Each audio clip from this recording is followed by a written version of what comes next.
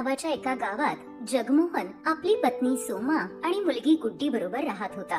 जगमोहनकडे जमीन तर होती, पण त्याच्यासाठी लागणारी साधनं मात्र नव्हती. काही दिवसांपूर्वी त्याच्याकडे बैलांची जोडी होती, पण घरची परिस्थिती बिघडल्यामुळे त्याने त्या बैलांना विकलं होतं. त्यांची परिस्थिती आता खूपच दयनीय होती. घरची परिस्थिती बघून त्याची बायको सोमा त्याला म्हणते, अहो माझं ऐका तुम्ही, मला सरपंचांकडे काम करू द्या. साफसफाई आणि घरातलं तर काम करायचंय. काय फरक पडेल मी जरी तिथे जाऊन काम केलं तरी? निदान घरातल्या किराणा सामानाचे तर पैसे सुटतील ना. असं नको बोलूस ग सोमा, तू तुझं बोलणं माझ्या काळजात घर करून बसतं. मला मेल्याहून मेल्यासारखं होतं. सोमा, तुला माहित नाहीये त्या सरपंचाची नियत किती वाईट आहे ते. तो आपल्या घरात काम करणाऱ्या प्रत्येक बाईकडे वाईट नजरेने बघतो आणि मला असं अजिबात वाटत नाही की तू त्या घरात जाऊन त्याच्या वाईट नजरेची शिकार व्हावीस. नाही नाही, मला तर नाही बघवलं जाणार. मग मी गावात कोणाला तोंड दाखवायच्या पण लायकीचं राहणार नाही. नाही नाही, तू तिकडे काम करायला जाणार नाहीस, ठरलं तर. जगमोहन दिवसभर याच काळजीत असायचा की तो आपल्या बायकोला आणि मुलीला ना धड नीट खायला देऊ शकत होता, ना कपडे लत्ते देऊ शकत होता. ते फाटके कपडे घालूनच आपले दिवस घालवायचे. जगमोहन गावात कोणाकडेही मदत मागायला गेला की त्याच्या शेतामध्ये ट्रॅक्टर चालू देत किंवा बैलांची जोडी हवी आहे. एक दिवस आपल्या शेतात फावड्याने खोदत असताना तो अगदी अर्धमेला झाला. त्याच्या त्या सुकलेल्या जमिनीवर फावडं सुद्धा चालत नव्हतं, पण त्याने फावडं मारणं चालूच ठेवलं होतं, कारण त्याच्या डोळ्यासमोर सतत आपल्या कुटुंबाचा चेहरा येत होता. तिकडे गावातला सरपंच मात्र गिधड्यासारखे डोळे लावून बसला होता की कधी एकदा जगमोहन त्याच्याकडे येतोय आणि हा त्याची जमीन हडप करतोय. तो जेव्हा कधी जगमोहनला भेटायचा तेव्हा एकाच गोष्टीवर बोलायचा, जगमोहन, अरे तुला किती वेळा सांगितलंय मी, तुझी जमीन मला दे, मी तुला त्याचे चांगले पैसे देईन. नाही साहेब, पैसे तर एक ना एक दिवस संपून जातील. ही जमीन माझ्या पूर्वजांची निशाणी आहे, मी ती कशी काय विकू शकतो? एवढं बोलून जगमोहन तिथून निघून जातो. असेच काही दिवस निघून जातात. एक दिवस सोमा त्याला म्हणते, अहो ऐका ना, घरात पीठ पण नाहीये, ना डाळ भाजी, खायला काहीच नाहीये. आता आपण काय खाणार हो? सोमा, तू रेणूसाठी बघ काय बनताय का ते. आपण तर उपाशी पण झोपू शकतो. पण तुम्ही बी सकाळपासून काहीच खाल्लं नाही ना हो. तुम्हाला पण भूक लागली असेल ना.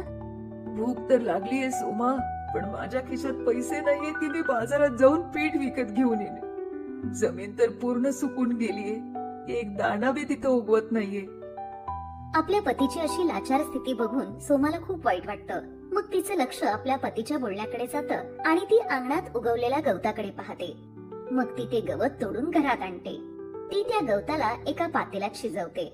मग ती पाट्यावर वाटून त्याची एक पेस्ट तयार करते आणि मग त्याच्यात मीठ, हळद, तिखट आणि ओवा घालून मग तव्यावर ती पोळी भाजून घेते.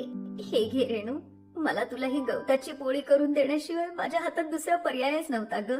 मग काय झालं आई?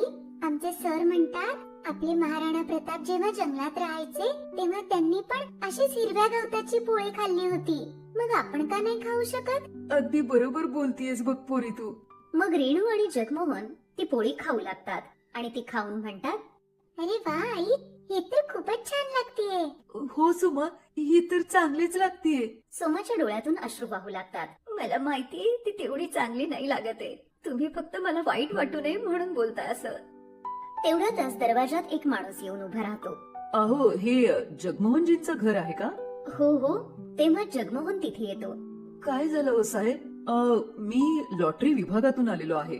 काही महिन्यांपूर्वी तुम्ही एक लॉटरी खरेदी केली होती, त्याचा आज रिझल्ट आला आहे आणि त्याचंच बक्षीस तुम्हाला 25 लाख रुपये मिळाले आहेत. 25 लाख रुपये? आणि बरोबर हे? हो हो, आणि बरोबर हे आजचं तुमचं जेवणही आहे. ते आमच्या कंपनीकडून तुम्हाला देण्यात येतंय. हे घ्या. हे ऐकून जगमोहन, सोमा आणि रेणू खूपच खुश होतात. आता त्यांचे दिवसच बदलतात. जगमोहन ट्रॅक्टर बोलवून आपल्या जमिनीत फिरवतो. त्यामुळे त्याच्या सुकलेल्या जमिनीत थोडा जीव येतो आणि मग त्यामुळे त्याच्या जमिनीत चांगलं पीकही येतं. याचबरोबर तो स्वतःसाठी एक पक्क घरही बनवतो आणि शहरातून नवीन नवीन खतं आणून आणि मग शहरातून तो चांगल्या प्रकारचं खत आणून आपल्या शेतात टाकायचा. त्यामुळे त्याच्या शेतात चांगलं पीक येऊ लागलं होतं आणि त्याच पिकातून त्याला चांगले पैसेही मिळायला लागले.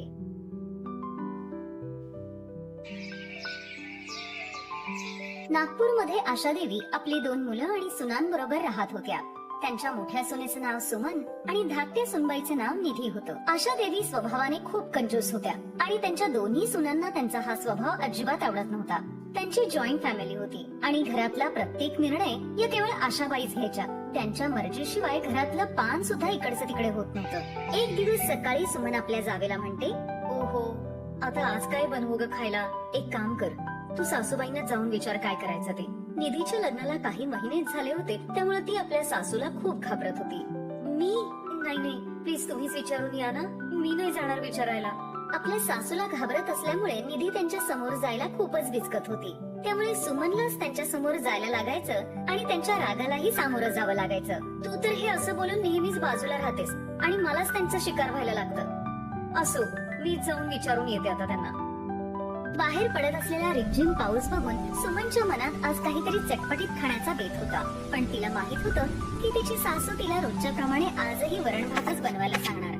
आणि अशाच द्विधा मनस्थितीत विचार करत करत ती आपल्या सासूच्या खोलीत येते. आई, आज जेवायला काय करायचंय? अगं, तुला जे हवंय ते तू बनव. ते स्टोर रूम खचाखच भरलंय धान्यानी. मी कशाचीही कमी पडू देत नाही तुम्हाला. माहितीये, केवळ डाळ आणि तांदळाने ते स्टोर रूम भरलंय. दुसरं असतं तरी काय खायला या घरात? अगं, कसला विचार करत बसलीयेस? बरं, एक काम कर, तू ना वरण भातच बनव आज आणि त्याच्या बरोबर पुदिन्याची चटणी बनव.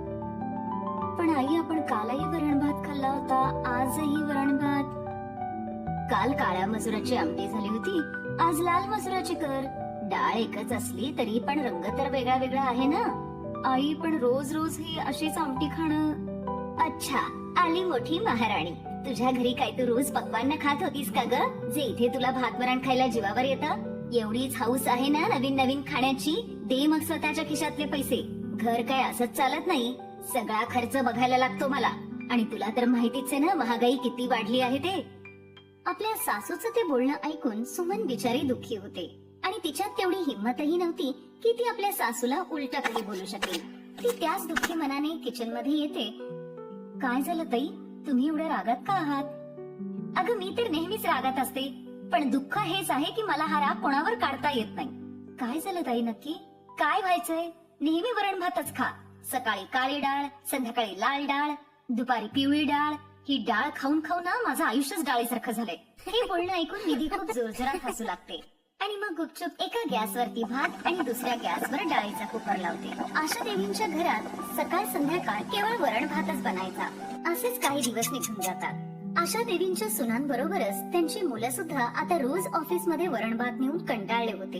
एक दिवस संध्याकाळी जेव्हा जेवणात ते डाळीची आमटी बघतात तेव्हा मोठा मुलगा आलोक, अरे यार, रोज ही भात आमटी खाऊन खाऊन ना मला कंटाळा आलाय आता. घरात दुसरी काही भाजी नाहीये का? रोज रोज तिन्ही वेळेला ती भात आमटीच खावी लागते.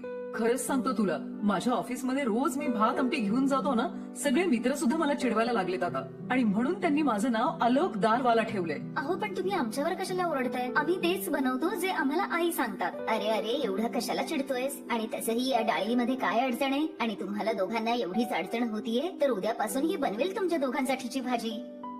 सासूचं हे बोलणं ऐकून दोन्ही सुनांचा चेहरा चमकू लागतो. निदान आता तरी या घरात भाजी बनेल म्हणून. दुसऱ्या दिवशी सकाळी या दोघी जणी भाजी बनवण्यासाठी फ्रीज उघडतात तर त्यांना फ्रीज मध्ये कुठलीच भाजी दिसत नाही.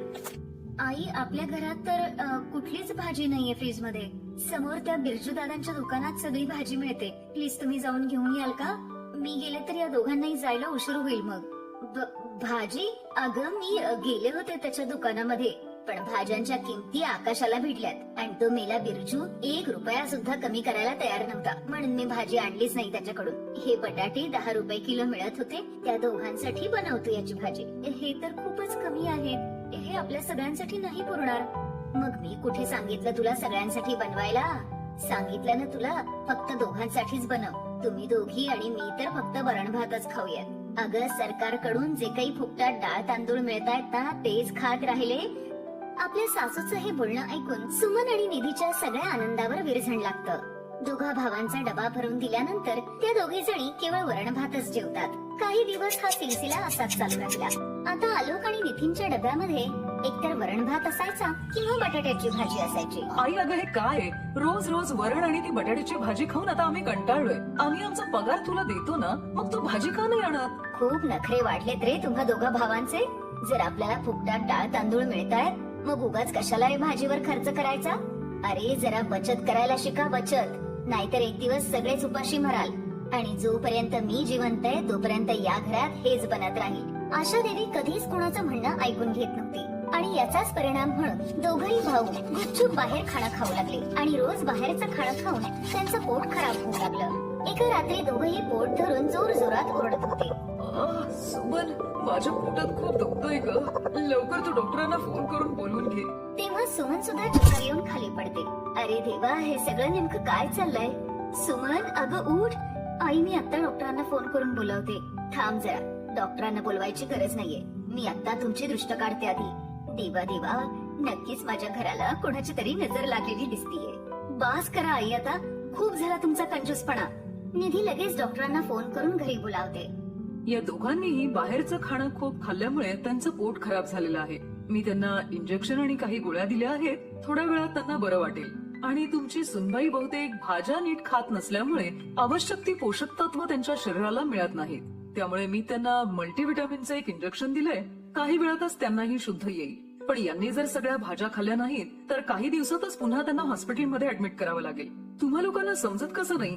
आशा देवीला आपल्या चुकीचा पश्चाताप होतो आणि मग ती म्हणते, यात यांचा काही दोष नाहीये डॉक्टर साहेब. माझ्याच कंजूसपणामुळे मी राशन मध्ये फुकटात मिळालेल्या डाळ तांदळातूनच यांना वरण भात बनवायला सांगायचे. पण आता मला माझी चूक कळालीये. आतापासून मी हा माझा कंजूसपणा सोडून देईन आणि मी माझ्या मुलांना रोज वेगवेगळ्या भाज्या खायला देईन. वेगवेगळ्या प्रकारच्या स्वादिष्ट भाज्या बनू लागल्या आणि वरण भात आता आठवड्यातून केवळ 2च वेळा बनत होता. आणि आता घरातले सगळे जण या चविष्ट भाज्या खाऊन खूप आनंदी होते.